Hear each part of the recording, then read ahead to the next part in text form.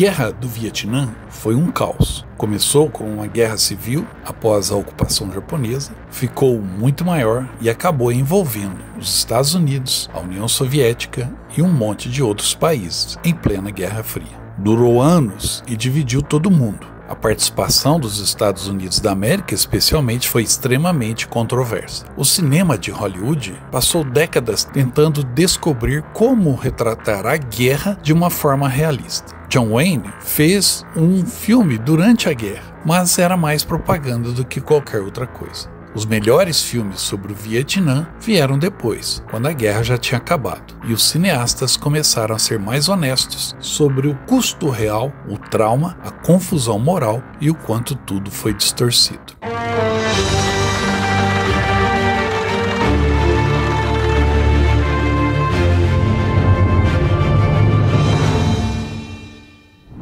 Vamos então conhecer os filmes mais realistas sobre a Guerra do Vietnã. E o primeiro dessa lista surpreende. Bullet in the Head, ou seja, Bala na Cabeça, parece só mais um filme policial de John Woo, aquele famoso cineasta chinês. Você vê os personagens e pensa, tiroteios heróicos, câmera lenta, muito sangue, o de sempre. Mas aí o diretor muda completamente o rumo. Os personagens vão ao Vietnã achando que vão ganhar dinheiro fácil e acabam capturados pelo Vietcong. De repente, a história vira um filme de prisioneiro de guerra, brutal e realista, de um jeito que você não espera. Muita ação, momentos grandiosos, mas o filme vai muito além disso. É muito mais sombrio do que você espera do diretor John Woo. O filme te pega desprevenido. Você está esperando uma coisa, mas ele te acerta em cheio com as duras realidades da guerra e do cativeiro de prisioneiros de guerra. É difícil de assistir, mas poderoso, justamente porque chega de surpresa.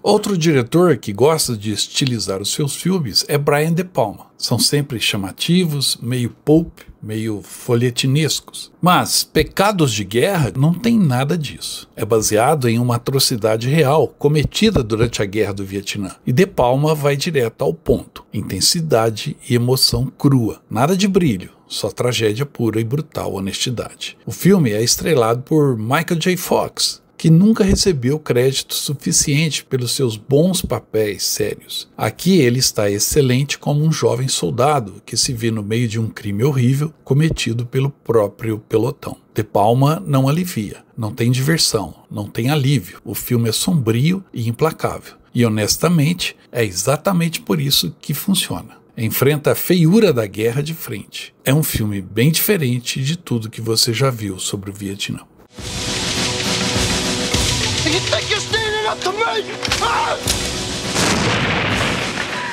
E quando falamos em Apocalipse Now, o que dá para dizer mais a essa altura? O filme é uma lenda, grandioso, totalmente avassalador e bem surreal. A maior parte das batalhas pesadas acontece no começo, e depois o filme vai lentamente se transformando em um pesadelo, especialmente quando você encontra o personagem de Marlon Brando. Mas, mesmo com a segunda metade psicodélica, o filme acerta em cheio ao mostrar uma verdade sobre o Vietnã. Caos, confusão, brutalidade. As cenas de combate são devastadoras e você sente o quanto a guerra era moralmente confusa. É um filme grande, bagunçado, mas que transmite perfeitamente como o Vietnã era desorientador e insano, de um jeito que filmes mais diretos talvez não conseguissem. Você termina a sessão de Apocalipse Now exausto, e essa era a intenção do diretor.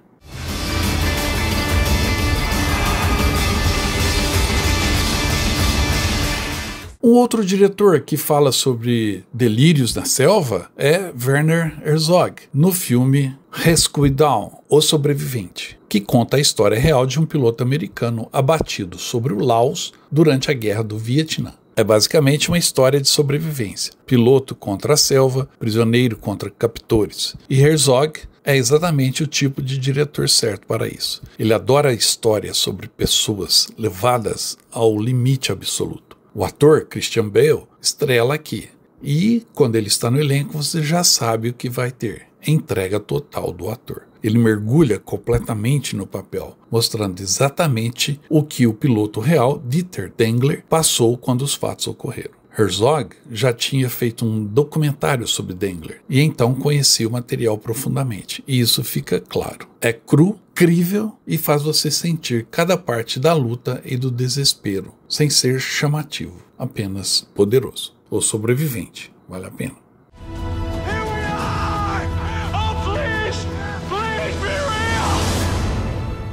Muito antes de Tom Cruise virar o queridinho das acrobacias em Hollywood, ele já buscava papéis sérios, tentando provar que tinha talento. E em um de seus primeiros grandes papéis dramáticos, Tom Cruise interpreta Ron, um veterano da Guerra do Vietnã que ficou paralítico e depois se tornou um ativista anti-guerra. Isso é o que você vê em Nascido em 4 de Julho. O diretor Oliver Stone pega pesado, mostrando como Ron ficou traumatizado e furioso ao voltar para casa. Tom Cruise se entrega ao papel e mesmo que a atuação seja meio exagerada às vezes, funciona. O filme é intenso, inflamado, nada discreto. Mostra as consequências da Guerra do Vietnã de frente, na cara dos americanos. Ferimentos físicos, trauma psicológico e toda a raiva e amargura que vieram depois. Somente Oliver Stone para dirigi-lo. Pois ele era também um veterano da Guerra do Vietnã e colocou muito da sua vivência no filme.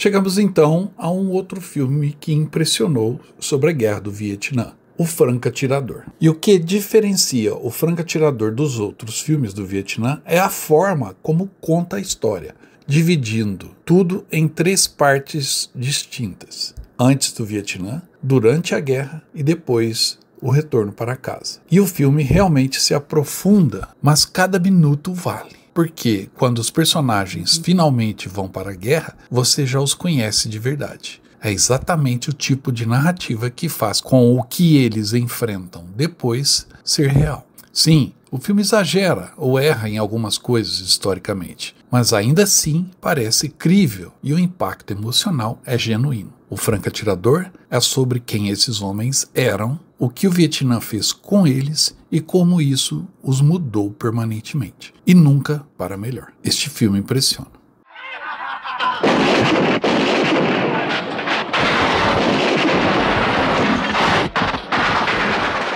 Assim como o próximo da nossa lista, Nascido para Matar. Um filme totalmente sobre como a guerra destrói as pessoas, mental e emocionalmente. Como ela tira a humanidade. Stanley Kubrick, o diretor, divide o filme em 2 partes. Primeiro, o treinamento militar. Depois, o combate no Vietnã. E mesmo que as 2 metades não estejam ligadas narrativamente, estão totalmente desconectadas na temática. Na primeira parte, você vê como a brutalidade do treinamento destrói esses recrutas. Um soldado em especial desmorona completamente sob a pressão do sargento. E na segunda parte, você é jogado diretamente no caos da guerra. Ambas as partes terminam com cenas violentíssimas que reforçam o quão horrível é o processo. O filme deixa claro que o horror não começa no campo de batalha, começa bem antes, no treinamento. E isso torna Nascido para Matar tão poderoso e tão perturbador como é.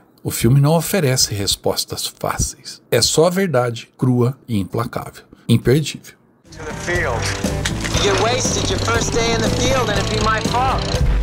Já falamos aqui do veterano do Vietnã, Oliver Stone, que fez o Nascido em 4 de Julho. Mas antes disso, ele dirigiu Platoon, um filme sobre o Vietnã que também é extremamente crítico em relação ao envolvimento dos Estados Unidos na guerra. Mas o que realmente se destaca aqui é que Stone não critica apenas a guerra em si. Ele demonstra uma verdadeira empatia pelos jovens soldados envolvidos. Qualquer idealismo ou senso de fazer a coisa certa é destruído pela brutalidade ao redor. Às vezes, ele exagera, tornando as cenas de guerra mais dramáticas do que provavelmente foram. Mas ainda assim, Stone captura algo verdadeiro. A narrativa pode ser cinematográfica, pode ter um ritmo acelerado, mas Platoon nunca foge de mostrar o quanto a guerra é emocional e fisicamente devastadora. Ele é real e sem filtros, e por isso mesmo merece todo o destaque.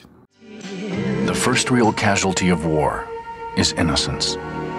The first real movie about the war in Vietnam is Platoon. 1978 marcou 2 filmes de guerra do Vietnã, O Franco Atirador, que já falamos aqui, e Amargo Regresso, lançados no mesmo ano. E este filme trata de como o Vietnã afetou os soldados após o fim da guerra. Mas diferente do Franco Atirador, Amargo Regresso quase não mostra a luta, o combate. Em vez disso, foca totalmente na vida após a guerra, nos soldados tentando reconstruir suas vidas. E tem também um lado romântico, que explora o impacto do Vietnã no relacionamento entre 3 pessoas. Um casal se distancia enquanto um deles inicia um novo relacionamento com um veterano ferido que voltou para casa paralítico. O filme inteiro parece incrivelmente real, quase no estilo documental. O que merece ainda mais destaque é o fato de ter sido lançado tão pouco tempo depois do fim da Guerra do Vietnã. Isso dá ao filme um senso de urgência, de atualidade e uma narrativa realista e confusa, típica do que você esperaria de um grande filme da Hollywood dos anos 1970. Este talvez seja um grande exemplar daquela época. She's here because she loves you. It's true what he's saying, Bob. Don't tell me that! O último filme da nossa lista talvez seja o mais realista de todos, depois de tanta realidade nos filmes anteriores. Hambúrguer Hill, que fecha a nossa lista, ficou um pouco ofuscado por Platoon e Nascido para Matar quando foi lançado, mais ou menos na mesma época. E isso é uma pena, porque, em alguns aspectos, ele é até mais realista do que os outros dois. Em vez de focar muito em tramas ou dramas pessoais, Hambúrguer Hill é muito mais direto, muito mais cru. Ele simplesmente te coloca lá no Vietnã, mostrando como era, sem filtro. Talvez não seja o maior filme de guerra já feito, mas chega incrivelmente perto de ser um dos mais autênticos. Você se sente no meio do combate e sente o desespero dos soldados, o cheiro de morte no ar. Você sente o impacto das explosões e o desespero das pessoas enfrentando aquele inferno. Mostra o combate sem enfeites ou dramatizações hollywoodianas, apenas a dura realidade. Continua sendo extremamente impactante e por isso mesmo fecha essa lista de tantos filmes com o mesmo apelo. Hambúrguer Hill. Se você não viu, assista. I'm gonna save your life and you're gonna save mine. Made them brothers. Esta foi a nossa lista dos filmes de guerra mais realistas do Vietnã. Eu volto logo com mais histórias de guerra. Até mais. Viu só? Essa aí é a nova camisa da promoção do canal Viagem na História. E olha que belo modelo, com detalhe da nossa homenagem aos 80 anos do fim da Segunda Guerra, o Dia da Vitória. Essa é uma camisa única que você pode adquirir na nossa loja virtual. Entre em contato pelo nosso WhatsApp, eu te encaminho o link da loja virtual do Viagem na História. Você adquire essa belíssima camisa comemorativa do final da Segunda Guerra Mundial.